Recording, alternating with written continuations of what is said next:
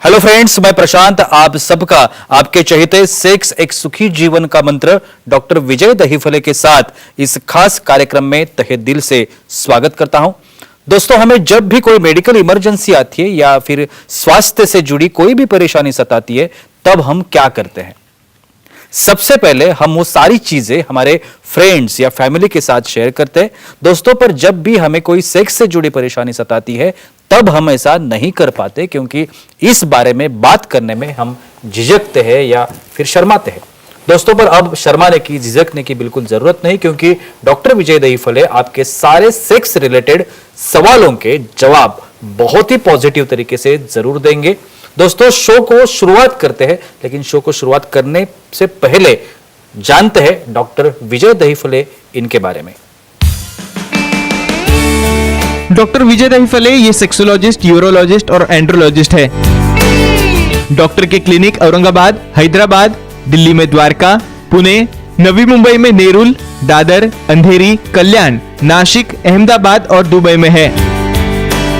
Doctor विजय दहीफले का भारत एवं अन्य देशों में कॉन्फ्रेंसेस और सेमिनार के लिए आना जाना रहता है, जिसमें डॉक्टर सेक्स रिलेटेड सलाह मशवरा करते रहते हैं। हमारे मन में सेक्स रिलेटेड जो भी सवाल आते हैं, उनके जवाब जानने की हम लोग कोशिश करेंगे डॉक्टर्स के साथ। और आज के इस शो में डॉक्टर हमारे साथ है। Doctor, welcome to the show. नमस्ते। हम जानकारी ले रहे हैं सेक्सुअल डिस्फंक्शन की, और सेक्सुअल डिस्फंक्शन और योनि के विभिन्न आकार, ये हमारा टॉपिक है जो कि हमने सबके डिमांड है, उसकी वजह से हमने लिया है। पहला क्वेश्चन आपसे करना चाहूंगा, योनि के लिप्स का नॉर्मल स्मेल क्या होता है? डेफिनेटली जी प्रशांत जी, यहाँ पे जो हमारी सीरीज चल रही है सेक्स एजुकेशन, सेक्सुअल अवेयरनेस और सेक्सुअल सेफ्टी, इसके अंतर्गत हम डिफरेंट टॉपिक ले रहे हैं भाई, पब्लिक की डिमांड से। योनि के आकार कितने हैं, लिंग के कितने आकार है, डिसफंक्शन क्यों होता है, कोई एडिक्शन क्यों आती है, उसका इफेक्ट क्या होता है, वगैरह वगैरह। यह एक फ्रेम देना चाहता हूँ। Time, place, person, condition, culture, safety, consenting और अपना ओन और नॉन पार्टनर, इसके साथ ही हमें आजमाना है। हम देख रहे हैं योनि के विभिन्न आकार। अब हम आए हैं नॉर्मली उसका स्मेल क्या होता है। भाई, किसी भी तरह से शर्माना नहीं, किसी भी तरह से यहाँ पे क्यों नॉलेज लेना है। जब तक नॉर्मल क्या है पता नहीं चलेगा, तो भाई एबनॉर्मल के बारे में क्या बात करोगे आप। नॉर्मली स्मेल यहाँ पे रहता है कॉपर स्मेल, कॉपर के जैसा जो स्मेल रहता है, वो स्मेल नॉर्मली वजाना के लिए रहता है। और क्यों रहता है भाई, उसके सिक्रीशन है। नॉर्मली जो उसके ग्लैंड से क्लियर सिक्रीशन जो एक्साइटेशन के बाद आता है for lubrication and for act के लिए, और एक कॉपर स्मेल छोड़ के और किसी तरह से अलग स्मेल आते हैं क्या, उसका इंडिकेशन क्या रहता है, हम सब देखने वाले।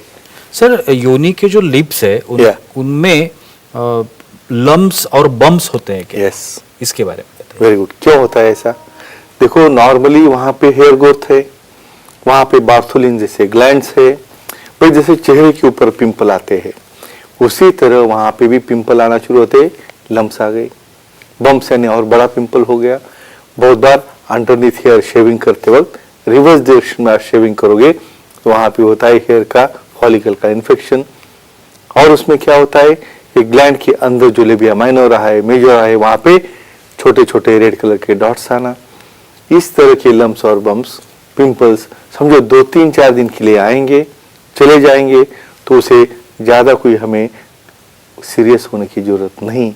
लेकिन कौन से इसमें ज्यादा सीरियसली देखना है, देखेंगे। और जी सर, दर्शकों के भी कॉल आना शुरू हुआ है, बहुत इंपॉर्टेंट। देखते हैं। हरीश जी है चेन्नई से, उनको सवाल पूछना है।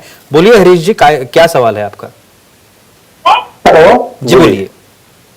सर, फोर्थ में क्लाइटोरिस का क्या रोल होता है? एक्सीलेंट। देखो, हम जैसे आगे बढ़ रहे हैं उससे आगे बढ़ रहे एनाटॉमी। जी जी भाई, एनाटॉमी पता रहना बहुत जरूरी है। नॉर्मल क्या है, बहुत बार इतनी सिंपल चीज की वजह से मेरे पास डाइवर्स गए वाले प्रकरण आए हैं। बाहर के लिप्स है, अंदर के लिप्स है, ऊपर वाले हिस्से में एक राउंड गोलाकार भाग रहता है, जिसे हम कहते हैं क्लाइटोरिस। एक क्लाइटोरिस का क्या काम होता है, क्लाइटोरियल हुड क्या होती है, कैसे फोरप्ले में काम में आता है, और कैसे वो सेंसिटिव रहता है, देखेंगे। और जी सर, अभी आपने लम्स और बम्स के बारे में Sure. बताया, अभी आप उसकी ट्रीटमेंट के बारे में बताएं क्योंकि वो भी बहुत Important है। इम्पोर्टेंट है। ये देखो यहाँ पे पिंपल जैसे स्मॉल जैसे समझो लम्बम्स आ रहे जा रहे, ठीक है, कोई प्रॉब्लम नहीं, कोई ज्यादा ध्यान देने की जरूरत नहीं, उसे सिर्फ क्लीन रखना है, हाइजीन रखना है। लेकिन जब वहाँ पे उसका सिस्ट बन के बड़ा हो रहा है, स्वेलिंग आ रहा है, वहाँ पे हेयर रूट रहने की वजह से इन्फेक्शन होकर वहाँ से पस निकल रहा है, ऐसे केसेस में एंटीबायोटिक्स है। इसलिए मैं हाइजीन के ऊपर हमेशा बोलता हूँ, प्रॉपर क्लीन करना, शेविंग रखना, वहाँ पे स्वेटिंग न आना, नहाने के बाद उसे ड्राई करना और कॉटन के डेफिनेटली इनर गारमेंट्स यूज करना जिसकी वजह से स्वेटिंग एब्सॉर्ब हो जाए। एंटीबायोटिक देने से या कोई वहाँ पे बम बड़ा हो गया तो सर्जरी करके उसे इंसिजन एंड ड्रेनेज करना और उसके बाद जो भी रिक्वायर्ड ट्रीटमेंट है एंटीबायोटिक्स की सर्जरी से हम उसे अच्छा कर सकते हैं, लेकिन सेक्सोलॉजिस्ट, एंड्रोलॉजिस्ट, यूरोलॉजिस्ट की सलाह मशवरा करके। सर, योनि में जो क्लाइटोरल हुड होता है, यस करेक्ट, उसके बारे में बताइए।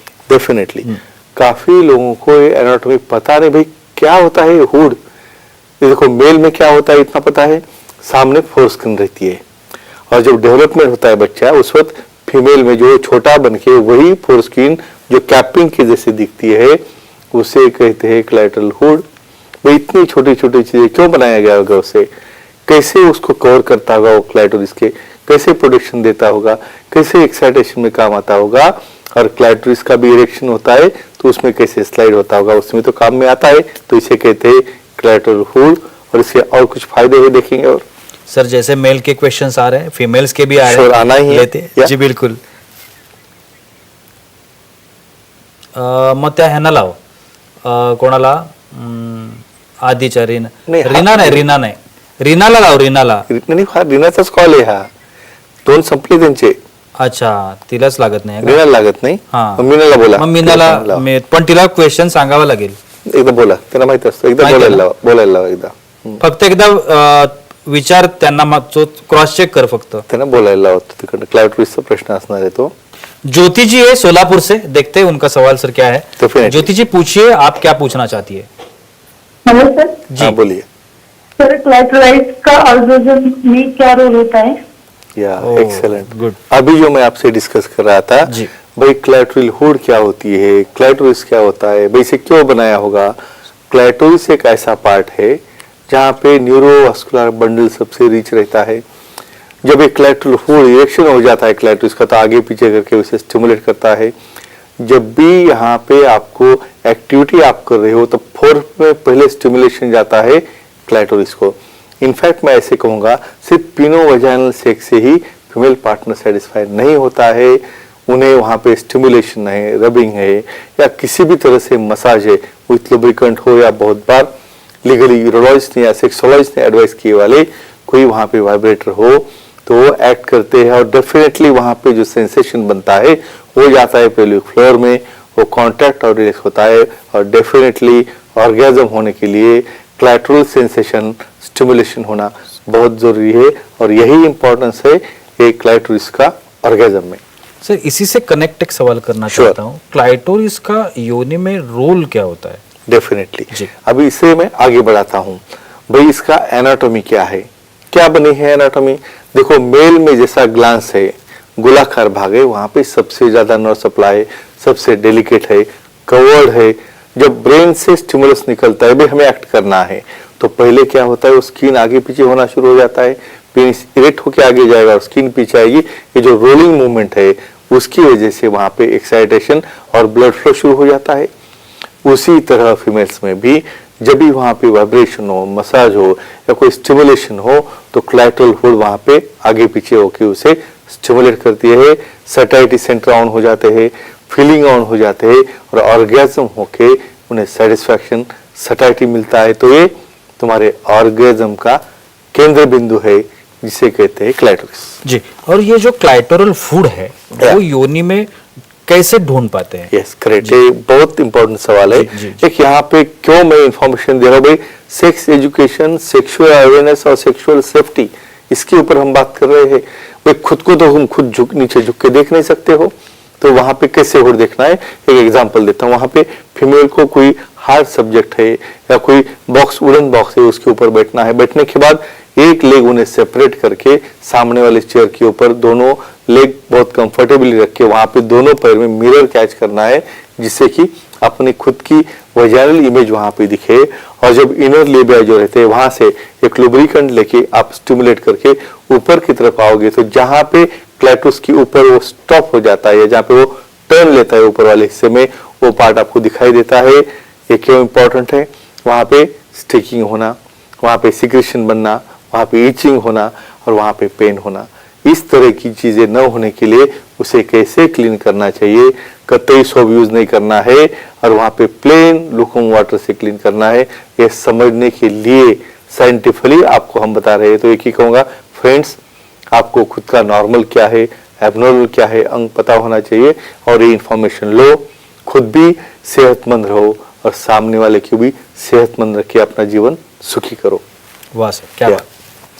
डॉक्टर साहब ने बहुत ही अच्छा मार्गदर्शन किया है आज के भी एपिसोड में, लेकिन वक्त की पाबंदी है और यहाँ पे रुकना पड़ रहा है। आप भी डॉक्टर साहब की सलाह लेना चाहते हैं तो स्क्रीन पर जो कांटेक्ट नंबर है, सेंटर्स के नाम है, ईमेल आईडी भी है, उस पर आप अपॉइंटमेंट ले सकते हैं और बहुत ही पॉजिटिव तरीके से अपनी समस्या का समाधान पा सकते हैं। सर बहुत ही धन्यवाद आपका, आपने बहुत ही अच्छी जानकारी इस एपिसोड में भी दी है। तो रुकते हैं आज के इस एपिसोड में, मिलेंगे अगले नए एपिसोड में, तब तक के लिए धन्यवाद।